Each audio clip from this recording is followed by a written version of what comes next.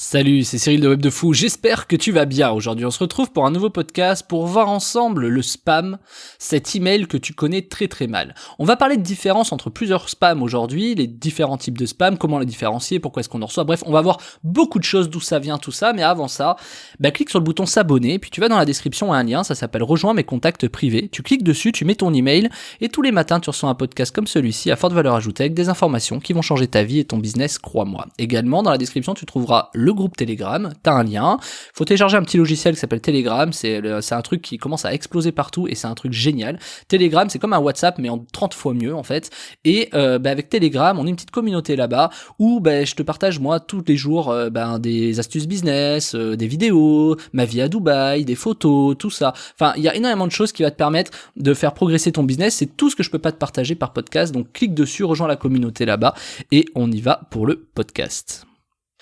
On parle de spam dans plusieurs cas. Le truc, c'est que dans le spam, il y a deux types de spam. Il y a vraiment le spam commercial et il y a le spam, on va dire, pénal, légal, illégal, quoi, tu vois. Donc je t'explique. Bon, le spam qu'on reçoit la plupart du temps, c'est un spam commercial. Des gens qui promouvoient une offre, des gens qui ont envie de te montrer des trucs, je sais pas, tu vois, des gens qui ont peut-être récupéré ton email illégalement sur Internet et qui envoient un truc, tu vois. Enfin bref, il y a plein de mails commerciaux que tu reçois. Tu vois, ces mails commerciaux qui sont pas méchants, qui te disent « Hey, j'essaie de te vendre un truc. » Bon, ça te saoule, c'est clair, c'est chiant, clairement. Mais il y a pire que ça. Le pire, c'est les spams de phishing, les spams de fraude, les spams illégaux en fait. Tu sais, qui se font passer pour la BNP, pour la caisse d'épargne, ou pour tes impôts, ou qui se font passer des fois pour des organismes de paiement, tu vois, même Stripe, etc. T'as vraiment, j'ai déjà reçu des paiements moi de Stripe en disant nous avons viré des fonds, etc. Comme c'était Stripe en mode, non, moi, je me suis dit mais what the fuck, qu'est-ce qui se passe? Et la panique est tellement grande à ce moment-là, genre je sais pas, les gens ont viré 25 000 euros, mais j'ai jamais fait ce virement sur Stripe, tu vois, et qui par exemple se retrouvent avec ce mail, et donc là, plutôt que de, tu sais, t'as une panique à ce moment-là qui est de dire qu'est-ce qui se passe, donc tu cliques dans l'email pour aller te connecter.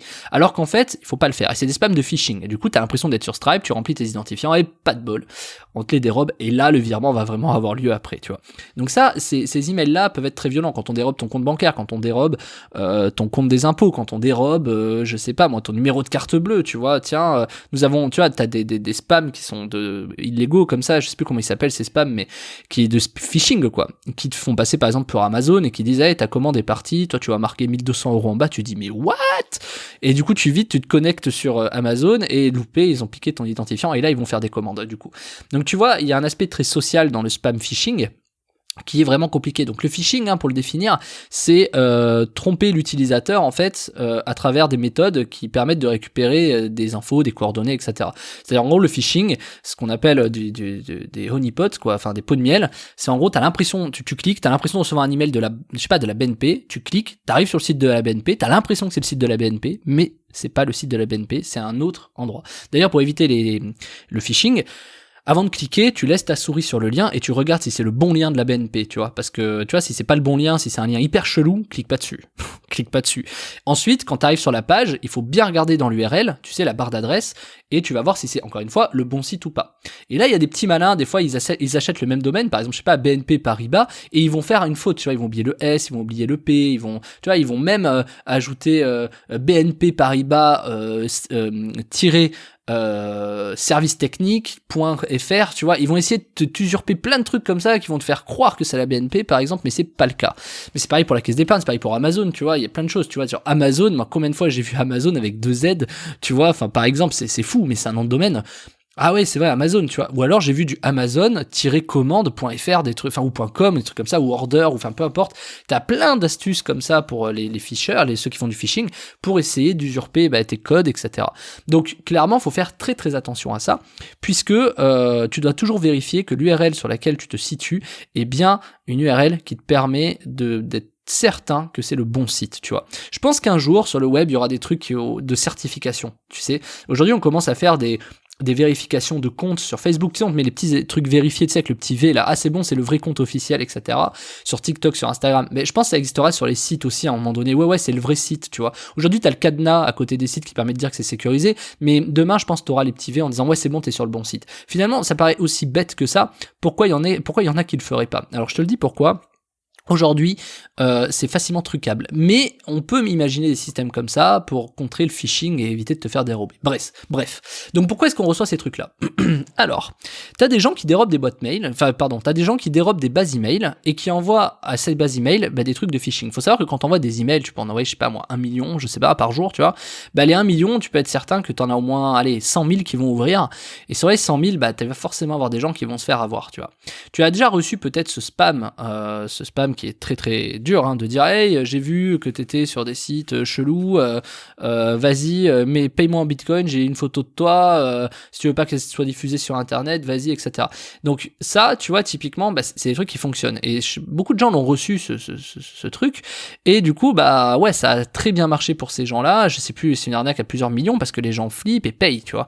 Et finalement, why not, tu vois, imagine la rentabilité, les gens payent pas, ils dérobent une base email, ils payent juste l'envoi email et derrière, les mecs sont prêts à payer 200, 300 balles pour éviter d'avoir leurs photos sur internet. Donc tu vois, encore une fois, d'un point de vue marketing, d'ailleurs, c'est très intéressant, mais pas du tout, je condamne, ces pratiques, mais d'un point de vue marketing à analyser, c'est quand même très intéressant parce que on génère toujours dans le phishing la peur de oh là là, j'ai payé 1000 euros de commande, mais c'est pas moi. Ah, mais on a fait partir un virement, mais je l'ai pas fait. Ah, il y a toujours une peur qui permet de pousser à l'action, c'est-à-dire que l'émotion de la peur te fait créer une impulsion dans ton interaction qui est vraiment très compliqué à contrer, tu vois, parce que quand t'es paniqué, tu vois, moi je sais pas, demain on me dit nous avons bien reçu vos dividendes de 803 000 euros, nous les avons virés sur ce compte, pour reçu, quoi, tu sais, et en bas, en mode serein, tu pousses pas à l'action, tu mets juste espace, vous connectez à votre espace ici, machin, tu sais, un truc mode soft, là tu paniques et tu cliques, tu vois, tu vas pas dire alors attends, je vais quitter ma boîte mail, je vais aller sur un nouveau compte, je vais aller sur taper l'URL, non, t'es tellement en panique que tu cliques, tu vois, et ça c'est, alors pas toi, peut-être pas moi, tu vois, peut-être pas les gens globalement, mais enfin si, pardon, plutôt les gens globalement, 80% des gens vont cliquer là-dedans, et je sais que ça paraît bizarre, pourtant c'est vrai. Et donc c'est vraiment quelque chose où il faut faire très très attention. Alors on peut naturellement se poser la question, pourquoi t'as pas Gmail, Orange et tout qui tu vois, condamne ça, qui dit ok, on arrête de faire passer ça en boîte de réception, voire même de les délivrer, tu vois, on arrête. Mais parce que dis-toi que alors il y a des trucs qui existent pour ça, il y a certains suites de mots, c'est pour ça qu'il y a des spam words, c'est pour ça qu'ils font gaffe à certains trucs. D'ailleurs aujourd'hui il y a des trucs que tu peux plus mettre en fait dans tes objets parce que ça devient compliqué, et donc tout ce qui est phishing, etc., du coup ils peuvent pas vraiment contrer, tu vois, si tu prends des angles, c'est comme ta publicité Facebook, si t'es dans le business, tu sais que t'as des mots, des fois tu peux jouer un peu sur la corde, tu vois. Donc les spammers, ceux qui font du phishing, les spammers illégaux vraiment totalement, eux ils jouent sur cette corde là, et du coup c'est colossal, c'est des arnaques de plusieurs millions, on peut pas dire de milliards chaque année, parce qu'on est de plus en plus sur internet, il y a de plus en plus de boîtes mail, il y a de plus en plus de gens qui arrivent et qui connaissent pas forcément ces pratiques, et c'est souvent bien entendu toujours les mêmes qui se font avoir, c'est-à-dire les personnes âgées, mais il y a aussi des jeunes qui se font avoir par méga, même des entreprises qui se font avoir, tu vois. Et je sais pas, te faire passer pour la BNP, tu vois, je sais pas, tu prends toutes les adresses B2B, surtout qu'aujourd'hui, tu vois, il y a l'énorme faille du sujet, quoi. Aujourd'hui, tu as le droit d'envoyer des emails, RGPD dit ok, tu peux envoyer des emails aux adresses professionnelles, donc nom de ta société.fr ou .com. Et du coup, tu vois, t'as le nom de la société, du coup, dans l'arrobase. Donc, tu peux très bien dire votre société machin au compte bidule. Alors, tu sais pas si c'est à la BNP, à la Caisse d'Épargne, Crédit Agricole, à la Banque Populaire, à la société, à la machin, tu sais pas, je vais pas tous les citer. Mais tu sais pas, finalement, où est le compte en banque. Mais qu'est-ce qui t'empêche de juste, en fait, sur les 300 000 sociétés, tu vas forcément tomber dans le mille en misant une société, tu vois. Et donc, du coup, si tu rédiges bien ton email, etc., tu vois, c'est que ça peut quand même aller très très vite. Et donc, ça, c'est des pratiques qui sont totalement condamnables. Moi, je veux que ces gens-là aillent en prison, tu vois, si on peut les trouver, parce qu'ils se cachent derrière des trucs de ouf. Franchement, la plupart, il y en a au Panama, il y en a à Singapour, parce que Singapour, il y a beaucoup de trucs, voilà, enfin, c'est beaucoup plus souple la législation là-bas. T'en as également en Russie, t'en as également dans tous des endroits un peu chelous, quoi, tu vois, enfin, je dis chelou dans le sens tous dans l'extérieur de l'Europe, bien sûr, et tu peux pas remonter les traces parce qu'ils ferment les informations, tu vois, ils ferment les remontées d'infos. Donc c'est vraiment compliqué, tu vois, aujourd'hui de déceler ces gens-là, mais il y a encore des petits malins qui font ça, par exemple depuis l'Amérique ou depuis la France, et eux ils se font forcément épingler un jour, tu vois, ça prend du temps, mais ils se font épingler un jour parce qu'ils peuvent remonter facilement les infos. Donc pourquoi est-ce que ça passe ? Tout simplement parce qu'on peut pas, les mecs jouent en fait sur des cordes, ils savent ce qui passe plus, donc ils jouent jusqu'à ce que ça passe, et à un moment donné ça passe, et donc là ils envoient en masse, tu vois. C'est des petits tests, c'est un peu comme les arnaques à la carte bleue où t'en as qui, pour vérifier les cartes bleues, ils testent à coût de 1€ pour voir si la carte est bien débitée, tu vois. Toi, 1€, tu te méfies pas, tu dis, ouais, c'est peut-être un truc que j'ai fait, tu vois, machin. Et donc, du coup, tu vois, tu peux tester ta carte sur Amazon, ils te prélèvent 1€, je crois, au début, tu vois, donc tu crées un nouveau compte, tu testes la carte. Donc, tu vois, les gens se méfient pas forcément. En plus, les gens sur leur compte, ils disent, ah, tiens, Amazon m'a prélevé 1€. Tu vois, c'est compliqué. Donc, du coup, ouais, il faut faire très, très attention à tout ça. Tu vois, le spam, il y a vraiment ces deux catégories. Il y a le spam commercial et le spam phishing. Et le spam phishing, c'est ce qu'il y a de pire au monde, hein. Je sais pas comment les gens font pour bien dormir la nuit, se lever le matin, se regarder dans un miroir. Je sais pas. Moi, c'est des trucs qui m'échappent.